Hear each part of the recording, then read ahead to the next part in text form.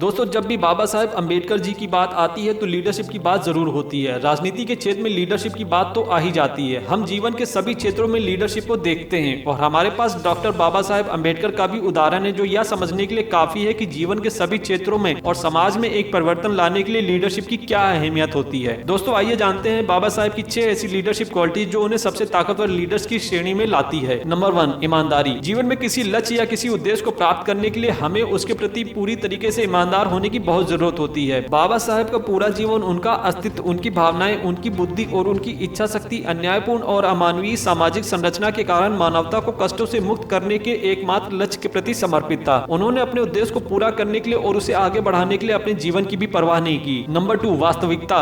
वास्तविकता से मतलब यह है कि अपने आसपास की हर चीज को वैसा ही समझना जैसा वो है। मॉरल लीडरशिप के लिए बहुत ही महत्वपूर्ण है। किसी वस्तु या परिस्थिति को बदलने के लिए उसे जितना हो सके उतना जानना चाहिए। अगर सत्य की खोज को हटा दें तो परिवर्तन की प्रक्रिया को आगे बढ़ाना बहुत मुश्किल होता है। समाज में बड़ा बदलाव लाने वाले लीडर्स इसी मानसिकता के साथ पैदा होते हैं। वो सत्य की खोज करते हैं और चीजों को समझने का प्रयास करते हैं। नंबर 3, जिम्मेदारी। जिम्मेदारी जरूरी है, इसके बिना कोई परिवर्तन संभव नहीं। बाबा साहब अम्बेडकर ने जो कुछ भी किया उसे पूरा करने के लिए उन्होंने कड़ी मेहनत की। अपने हर कार्य, आंदोलन आदि के लिए वो पूरी तरह जिम्मेदारी लेते थे। उस कार्य का ठीकरा किसी और के ऊपर नहीं फोड़ते थे। नंबर 4, ईमानदारी। एक बात जो डॉक्टर अम्बेडकर को दूसरे लोगों से अलग करती है वो थी उनकी बेईमान लोगों से दूरी। उन्होंने बेईमान लोगों से किनारा कर लिया। ईमानदारी महान लोगों की एक महत्वपूर्ण विशेषता होती है। बाबा साहब अम्बेडकर के हिसाब से ईमानदारी मानवता के महत्वपूर्ण गुणों में से एक है। नंबर 5, खुलापन। खुलेपन से अर्थ है कि बाबा साहब कोई बनी बनाई परंपराओं को ऐसे ही नहीं मान लेते थे। वो लर्निंग, अनलर्निंग और रीलर्निंग के मूल्य पर जोर देते थे। यानी जो सीखा है उसकी तह तक जाओ, उसके सत्य की जांच पड़ताल करो और दोबारा से उसको उसके सही अर्थों में सीखो। इस तरह की सोच के लिए बहुत ही लचीले और सतर्क दिमाग की जरूरत होती है। खुले दिमाग में कई संभावनाएं होती हैं, जबकि बंद दिमाग नए विचारों के प्रति आक्रामक भी हो सकता है। खुले और बंद दिमाग से अर्थ है कि एक खुले दिमाग वाला व्यक्ति हर बात को सुनता है, उसे समझता है और फिर कोई कार्य करता है, जबकि एक बंद दिमाग वाला व्यक्ति किसी नए विचार को सुनकर भड़क भी सकता है और अक्सर उसे झुठलाने की कोशिश करता है। डॉक्टर अम्बेडकर हमेशा सीखने का दृष्टिकोण रखते थे और उनकी शिक्षा कुछ विषयों तक ही सीमित नहीं थी।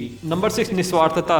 यदि हम स्वार्थ को अपने समस्त चिंतन, व्यवहार और संचार का केंद्र बना ले तो ऐसा व्यक्ति और नेता कोई परिवर्तन नहीं ला सकता। निस्वार्थता अपने आप में एक महान गुण है। डॉक्टर बाबा साहब अम्बेडकर का जीवन निस्वार्थता का सर्वोत्तम उदाहरण है, क्योंकि उन्होंने अपना जीवन अन्य लोगों के कल्याण के लिए जिया था। बाबा साहब अम्बेडकर इस प्रकार हमारे लिए लीडरशिप का एक बेहतरीन मॉडल है, जिनको फॉलो करके आज का युवा स्टूडेंट समाज में नए परिवर्तन ला सकते हैं। किसी से भी सीखने के लिए हमेशा उनके गुणों से सीखना चाहिए। बाबा साहब जैसी लीडरशिप को विकसित करना और कुछ नहीं बल्कि मानवता के कल्याण के लिए जीवन जीने का वास्तविक तरीका है, और वैसा ही उन्होंने अपने जीवन में करके भी दिखाया। दोस्तों, उम्मीद करता हूँ आपको ये वीडियो पसंद आया होगा। वीडियो कैसी लगी हमें कमेंट सेक्शन में जरूर बताएं। आगे भी हम इस तरह की वीडियोस अपलोड करते रहेंगे, तो चैनल को सब्सक्राइब जरूर करें। धन्यवाद।